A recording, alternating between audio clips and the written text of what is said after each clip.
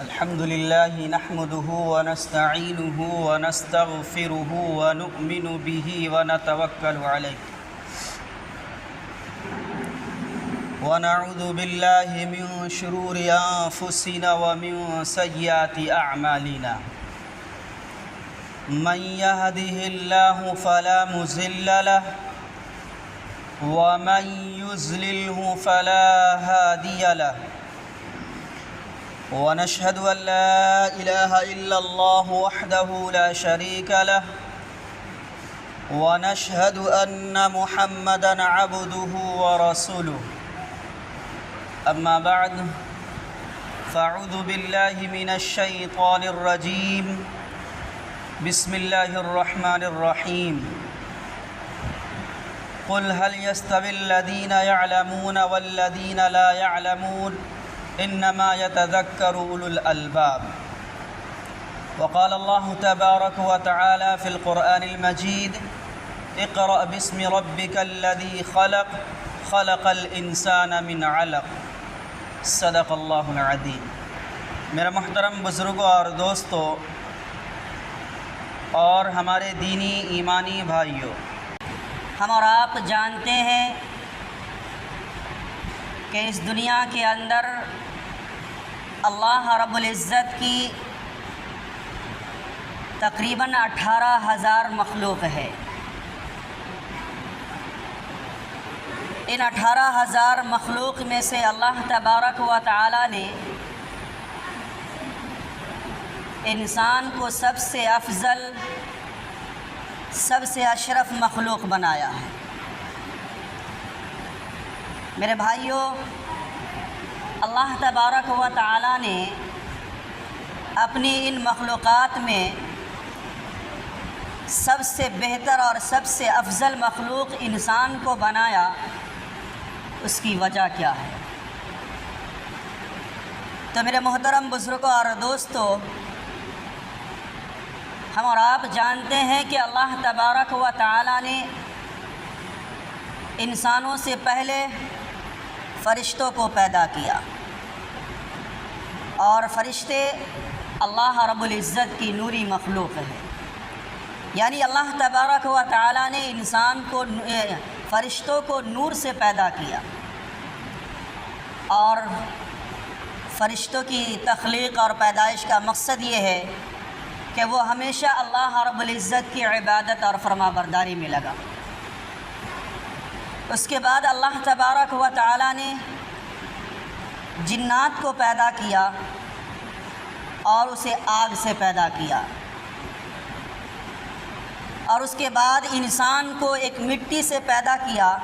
کہ جس کی دنیا کے اندر کوئی حیثیت نہیں، لیکن اللہ تبارک و تعالی نے انسان کو سب سے افضل اور سب سے بہتر مخلوق کا القاب دیا، اسے لقب سے پکارا۔ تو میرے محترم بزرگوں اور دوستوں، جب اللہ تبارک و تعالی نے انسانوں کو پیدا کرنا چاہا اور حضرت آدم علیہ السلام کی شکل میں پیدا کرنا چاہا، تو فرشتوں سے معلوم کیا اور یہ سوال رکھا کہ میں اس زمین کے اوپر ایک ایسی مخلوق پیدا کرنے جا رہا ہوں، یعنی میں اسے اپنا نائب اور خلیفہ بنانے جا رہا ہوں۔ تو فرشتوں نے اللہ رب العزت سے معلوم کیا کہ اللہ رب العزت اس مخلوق کا کام کیا ہوگا، وہ اس دنیا کے اندر کیوں آئے گی، جبکہ ہم آپ کی اطاعت و فرما برداری کے لیے موجود ہیں۔ اگر آپ کی عبادت کرنا مقصود ہے اس مخلوق کی، تو ہم تو آپ کی عبادت کے لیے تیار ہیں اور ہم آپ کی عبادت کرتے ہیں۔ تو میرے محترم بزرگوں اور دوستو، اللہ تبارک و تعالی نے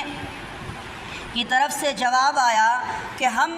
ایسی مخلوق کو پیدا کرنے جا رہے ہیں کہ جو اس دنیا کے اندر ہر طریقے کا کام کو انجام دے گی، وہ عبادت بھی کرے گی اور وہ میری نافرمانی بھی کرے گی، میرے حکم کو بجا لائے گی اور میرے حکم کی نافرمانی بھی کرے گی۔ دنیا کے اندر ہر کام کو وہ انجام دے گی، یعنی دنیا کے اندر جتنے کام پائے جاتے ہیں ہر کام کو وہ مخلوق انجام دے گی۔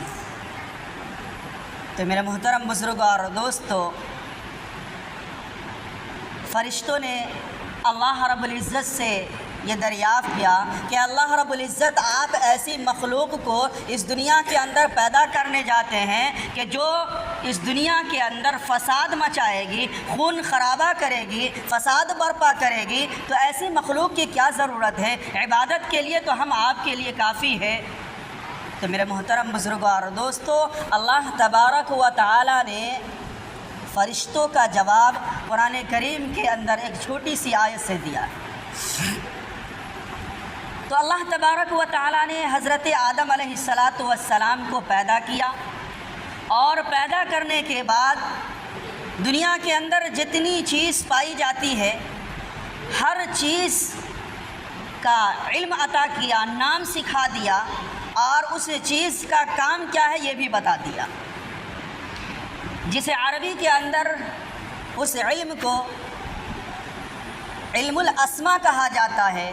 اور ہمارے اور آپ کی زبان کے اندر اسے سائنس کا علم کہا جاتا ہے۔ گویا کہ اللہ تبارک و تعالی نے حضرت آدم علیہ السلام کو سائنس کا علم عطا کیا، اور اس کے بعد فرشتوں کو حضرت آدم علیہ السلام کے پاس پیش کیا گیا، اور فرشتوں سے ان چیزوں کے بارے میں معلوم کیا کہ فلاں چیز کا نام بتاؤ، فلاں چیز کا نام بتاؤ، اور اس کے کام کیا ہے۔ تو فرشتوں نے اپنی عاجزی اور انکساری کا اظہار کیا کہ اللہ آپ کی ذات بالکل پاک و صاف ہے، ہم اس کا نام بتانے سے قاصر ہیں، ہم نہیں جانتے۔ تو اللہ تبارک و تعالی نے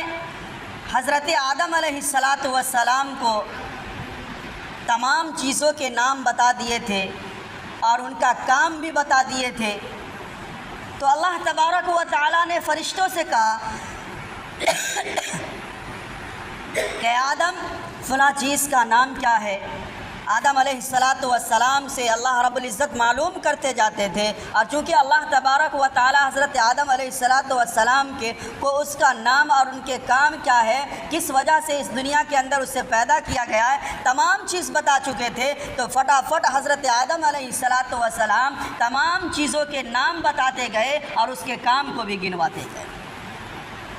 تو اللہ تبارک و تعالی نے اپنی حجت کو تام کیا کہ دیکھا، میں نے پہلے ہی کہا تھا کہ انی جاعل فی الارض خلیفہ، کہ میں اب دنیا کے اندر اپنا نائب اور اپنا خلیفہ بنانے جا رہا ہوں۔ میرے محترم بزرگوں اور دوستو، اللہ تبارک و تعالی کی طرف سے فرشتوں کو جواب ملا کہ میں جو دنیا کا نظام چلانے والا ہوں، اس دنیا کے اندر ایسی مخلوق کی ضرورت ہے جو دنیا کے ہر کام کو کر سکے۔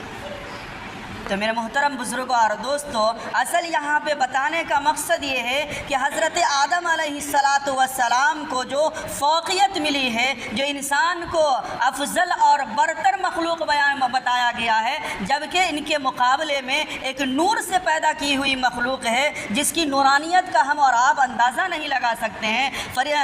جنات کو آگ سے پیدا کیا گیا، مٹی اور انسان کو مٹی سے پیدا کیا گیا، جس مٹی کی کوئی حیثیت نہیں ہوتی ہے، کوئی وقعت نہیں ہوتا ہے، لیکن اس کے باوجود انسانوں کو سب سے افضل مخلوق بنا کر کے اس دنیا کے اندر پیدا کیا۔ اور سب سے افضل مخلوق جو قرار دیا گیا ہے وہ کس بنیاد پر دیا گیا؟ اس بنیاد پر کہ اسے ہر چیز کا علم سکھا دیا گیا تھا، یعنی علم کی بنیاد پر اللہ تبارک و تعالی نے انسانوں کو سب سے اشرف مخلوق بنایا ہے۔ تو میرے محترم بزرگوں اور دوستو، ہمارے اور آپ کی پیدائش، تخلیق کا مقصد، انسان کی پیدائش کا مقصد، انسان کو جو اللہ تبارک و تعالی نے سب سے بہتر مخلوق بنایا ہے، سب سے افضل مخلوق بنایا ہے، وہ علم کی بنیاد پر عطا کیا ہے۔ اور میرے محترم بزرگوں اور دوستو، ہم اور آپ جس نبی کے امتی ہیں، جناب نبی کریم صلی اللہ علیہ وسلم، محمد عربی صلی اللہ علیہ وسلم، ان کی سیرت کا سب سے اہم پہلو، سب سے بہتر پہلو، سب سے افضل پہلو علم ہے۔ جناب نبی کریم صلی اللہ علیہ وسلم کی سیرت کا سب سے افضل اور سب سے بہتر اگر کوئی پہلو ہے تو وہ علم ہے۔ ہم اور آپ جانتے ہیں کہ جب اللہ تبارک و تعالیٰ نے جناب نبی کریم صلی اللہ علیہ وسلم کو نبی بنا کر اس دنیا کے اندر پیدا کیا، اور سب سے پہلی وہی جو جناب نبی کریم صلی اللہ علیہ وسلم کے پاس آئی ہے، تو اس میں جو تعلیم دیا گیا ہے، اس میں جو حکم دیا گیا ہے، اقرأ بسم ربک الذی خلق، علم کی تعلیم دی گئی ہے، علم کا حکم دیا گیا ہے۔ اور میرے محترم بزرگوں اور دوستو، ہم اور آپ یہ بھی جانتے ہیں کہ زمانے جاہلیت کے اندر پوری دنیا کے اوپر دو ہی لوگوں کی حکومت تھی، ایک کا نام تھا قیصر اور دوسرے کا نام تھا کسریٰ۔ آدھی دنیا پر قیصر کی حکومت تھی اور آدھی دنیا پر کسریٰ کی حکومت تھی، لیکن جزیرۃ العرب ایسا مطلب اندھیرے کے اندر تھا، اس کے اندر اتنی جہالت پائی جاتی تھی کہ یہ دونوں سپر پاور حکومت قیصر و کسریٰ اس کے اوپر حکومت کرنے سے عاجز اور قاصر تھی۔ اتنی جہالت تھی، اتنی تاریکی تھی، لیکن ان تاریکیوں کے اندر، ان جہالت کے اندر اللہ تبارک و تعالی نے ہمارے اور آپ کے نبی جناب نبی کریم صلی اللہ علیہ وسلم کو نبی بنا کر کے اسی خطے کے اندر جہاں جہالت چھائی ہوئی تھی، جہاں انسانیت کا کوئی نام و نشان نہیں تھا، اللہ تبارک و تعالی نے جناب نبی کریم صلی اللہ علیہ وسلم کو اپنا نبی بنا کر پیدا کیا۔ اور میرے محترم بزرگوں اور دوستو، ہم اور آپ یہ جانتے ہیں، سیرت کی کتابوں میں ہم نے اور آپ نے پڑھا ہے اور سنا ہے کہ اللہ کے رسول جناب نبی کریم صلی اللہ علیہ وسلم نے جب نبوت ملنے کے بعد دین کی دعوت کی ہے، تو آپ علیہ الصلاۃ والسلام نے کسی بھی انسان سے اس کی برائی کو بیان نہیں کیا۔ یہ نہیں ان کے سامنے کہا کہ چوری جو کر رہے ہو یہ تمہارا کام غلط ہے، تم زنا کاری کر رہے ہو یہ زنا کرنا تمہارا غلط ہے، بلکہ اللہ کے رسول جناب نبی کریم صلی اللہ علیہ وسلم نے علم کی تعلیم کی، اسے اگر جیسے چوری کا معاملہ ہے تو چوری کرنے کی بنیاد پر اسے کیا سزا ملے گی، اس کی کیا قباحت ہے، اسے کیا سزا ملے گی، یہ اللہ کے رسول جناب نبی کریم صلی اللہ علیہ وسلم نے بیان کیا۔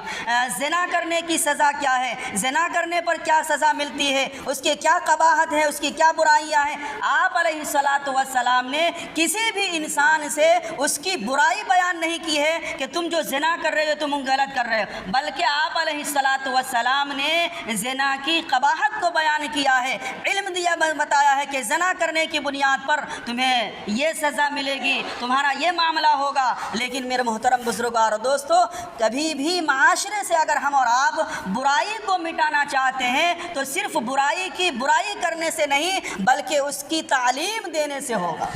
اس کی تعلیم کرنے سکھانے سے ہوگا، اس کی قباحت کو بیان کرنے سے ہوگا۔ اگر اس کے مد مقابل میں اگر ہم برائی سے رک جاتے ہیں تو اس کے کیا فضائل ہیں، اس کی کیا نیکیاں ہیں، اس سے اندازہ ہوگا۔ لیکن میرے محترم بزرگوں اور دوستو، تو ہر دور کے اندر کسی قوم کو بھی اگر عزت ملی ہے، شرافت ملی ہے تو وہ علم کی بنیاد پر ملی ہے، ایجوکیشن کی بنیاد پر ملتی ہے۔ آج ہمارا معاشرہ علم سے بالکل دوری اختیار کرتے جا رہا ہے، ایجوکیشن سے بالکل دوری اختیار کرتے جا رہا ہے۔ میرے محترم بزرگوں اور دوستو، تو ابھی ضرورت اس بات کی ہے کہ ہم اپنے بچوں کو تعلیم سے جوڑیں، علم سے جوڑیں۔ میرے محترم بزرگوں اور دوستو، ابھی جو سال چل رہا ہے اس کے اندر اسکول کے اندر بھی داخلے جاری ہیں اور مدرسوں کے اندر بھی داخلہ جاری ہے۔ اپنے بچوں کی تربیت کے اندر اگر ہم اور آپ اپنے معاشرے کی اصلاح چاہتے ہیں، اگر اپنے معاشرے، اپنے بچے کے، اپنے سماج کے، اپنے گھر کے ماحول کو صحیح سالم کرنا چاہتے ہیں تو میرے محترم بزرگوں اور دوستو، علماء نے لکھا ہے کہ 3 کام کو ہمیں اور آپ کو انجام دینے کی ضرورت ہے۔ ایک، اپنے معاشرے کے اندر علم کو پھیلائے، اپنے معاشرہ کو تعلیم سے جوڑے، ایجوکیشن سے جوڑے، اور دوسرا یہ ہے کہ اپنے بچوں کی صحیح تربیت کرے، اپنے بچوں کی صحیح تربیت کرے، اور تیسرا کام اپنی عورت کو پردے کے اندر رکھے۔ عورت کا جو نام ہے یہ عورت، یہ اس کے معنی ہی پردہ کے آتا ہے۔ عورت جتنے ہی پردے کے اندر رہے گی اتنا ہی معاشرے کے اندر سدھار پیدا ہوگا، معاشرے کی اصلاح ہوگی۔ تو میرے محترم بزرگوں اور دوستو، ان 3 کاموں کو انجام دینے کی ضرورت ہے، اور یہ ان 3 بچوں کی تربیت اور ہمارے معاشرے کی ہماری جوان بیٹیاں، ہماری عورتیں پردے میں اس وقت رہے گی، ان دونوں چیزوں کا معاملہ، جو اپنے بچوں کی تربیت کا معاملہ اور عورتوں کو پردے میں رکھنے کا معاملہ تعلیم سے جڑا ہوا ہے۔ جب تک کسی بھی گھر کے اندر، کسی بھی معاشرے کے اندر تعلیم نہیں ہوگا میرے محترم بزرگوں اور دوستو، اس معاشرے کا بچہ تربیت یافتہ اچھی تعلیم کا نہیں ہوگا، اس گھر کی عورت، اس معاشرے کی عورت عریانیت کی طرف جائے گی۔ لیکن اگر تعلیم سے یہ معاشرہ جڑ جائے گا تو یہ دونوں چیز، بچے کی تربیت بھی اچھی ہوگی اور ہمارے معاشرے کے اندر جو ہماری عورتوں کے اندر جو برائیاں پائی جاتی ہیں یہ برائیاں بھی دور ہوگی۔ عورت کا جو مقام ہے، جو عزت شریعت کے اندر، اسلام کے اندر دیا ہے، وہ تمام چیزیں عورتوں کو میسر ہوگی، اور معاشرے کے اندر، سماج کے اندر میرے محترم بزرگوں اور دوستو، دینداری اور یہ معاشرہ ہمارے اور آپ کا ترقی کی طرف بڑھتا جائے گا۔ میرے محترم بزرگوں اور دوستو، ہم اور آپ جانتے ہیں کہ ہمارے اور آپ کے رہبر جناب نبی کریم صلی اللہ علیہ وسلم کے تعلیم یافتہ، تربیت یافتہ صحابہ کرام ہیں۔ صحابہ کرام کی زندگی ہے میرے محترم بزرگوں اور دوستو، صحابہ کرام بہت مختصر تھے، لیکن انہوں نے جناب نبی کریم صلی اللہ علیہ وسلم سے تربیت سے پہلے کی جو زندگی ہے اور جناب نبی کریم صلی اللہ علیہ وسلم کے تربیت کے بعد کی جو زندگی ہے، اس سے ہم اور آپ محاسبہ کر سکتے ہیں کہ کم تعداد ہونے کے باوجود انہوں نے آپ علیہ السلام کی تعلیم کو، ان کی تربیت کو اپنے آنکھوں سے لگایا اور تعلیم حاصل کی، تربیت حاصل کیا، جس کا نتیجہ یہ ہے کہ کم ہونے کے باوجود ہر میدان کے اندر صحابہ کرام سرخرو نظر آئے ہیں۔ میرے محترم بزرگوں اور دوستو، صحابہ کرام کی تعداد 1.25 لاکھ کے قریب تھی، لیکن ہر دور کے اندر اگر حدیث کا معاملہ ہے تو انہی چند صحابہ میں سے کوئی حدیث کے درس دینے والے تھے، کوئی فقہ کا تحقیق کا درس دینے والے تھے، کوئی حدیث کو سکھانے والے تھے، کوئی فتوے کا کام دینے والے تھے، کوئی تجارت کے اندر لگے ہوئے تھے۔ اگر معاشرے کو تجارت کی ضرورت پیش آئی ہے تو میرے محترم بزرگوں اور دوستو، صحابہ نے تجارت کر کے بھی دکھایا ہے، تجارت کا علم بھی سکھایا ہے میرے محترم بزرگوں اور دوستو۔ تو میرے خلاصہ یہ ہے کہ اگر ہم اور آپ یہ چاہتے ہیں کہ ہمارا سماج ترقی یافتہ ہو، ہمارے سماج کو ترقی ملے، تو میرے محترم بزرگوں اور دوستو، ایجوکیشن سے جڑنا ہوگا، علم سے جڑنا ہوگا، اور اس میں بھی میرے محترم بزرگوں اور دوستو سب سے پہلے مقدم ہمیں آپ کو رکھنا ہوگا جناب نبی کریم صلی اللہ علیہ وسلم کی تعلیم، یعنی قرآن کریم کا علم۔ اگر ہمارے معاشرے کے اندر ہمارے ڈاکٹر بھی بہت مل رہے ہیں، انجینئر بھی بہت مل رہے ہیں، لیکن میرے محترم بزرگوں اور دوستو، صرف آپ ایک ڈاکٹر کی مثال دیکھ لیجئے کہ آج ہمارے معاشرے کے اندر ڈاکٹروں کی مثال تو یہ ہونی چاہیے تھی کہ ڈاکٹروں کو علماء نے اور بڑے بڑے لوگوں نے یہ کہا کہ یہ مسیحا ہوتے ہیں قوم کے، لیکن آج سب سے بڑا اگر ڈاکو کوئی ہے تو وہ ڈاکٹر ملتا ہے۔ سب سے بڑا جو ڈکیت کا زمانہ ختم ہو گیا، لیکن اس دور کے اندر اگر کوئی ڈاکو ہے تو سب سے بڑا ڈاکو ڈاکٹر ہے۔ اس کی وجہ یہی ہے کہ میرے محترم بزرگوں اور دوستو، اس نے دنیا کمانے کا علم تو سیکھا، لیکن جسے اس کی مسیحیت پر آنی چاہیے، جس سے قوم کی خدمت کرنے کا جذبہ آنی چاہیے، وہ علم سے وہ دور رہے، دین کے علم سے دور رہے، قرآن کی تعلیم سے وہ دور ہے۔ اسی وجہ سے وہ آج مسیحا ہونے کے بجائے وہ ڈاکو بن چکا ہے۔ یہی حال سارے دنیا کے اندر جو ایجوکیشن ہے، جو عہدہ ہے انجینئرنگ کا ہو یا وکیلوں کا ہو، ہر دنیا کے جو بھی علوم ہیں اس کے اندر دین کے علوم نہ ہونے کی بنیاد پر آج قوم کو، سماج کو، معاشرے کو جو رہنمائی ملنی چاہیے، جو اصول ملنا چاہیے، وہ نہیں مل پا رہا ہے۔ تو میرے محترم بزرگوں اور دوستو، ہمارے اور آپ کی یہ ذمہ داری بنتی ہے کہ اگر ہم اور آپ یہ چاہتے ہیں کہ ہمارے معاشرے کے اندر ہمارا معاشرہ، ہمارا سماج صحیح سالم زندگی گزارے، ترقی یافتہ زندگی گزارے، تو سب سے پہلے ہمیں اور آپ کو اپنے بچے کو اپنے گھر کے اندر، خود اپنی زندگی کے اندر ایجوکیشن یعنی علم کو لانا ہوگا اور دینی تعلیم کو سب سے پہلے رکھنا ہوگا۔ اللہ تبارک و تعالی ہمیں کہنے سننے سے زیادہ عمل کی توفیق عطا فرمائے۔ وآخر دعوانا الحمدللہ رب العالمین۔ سنت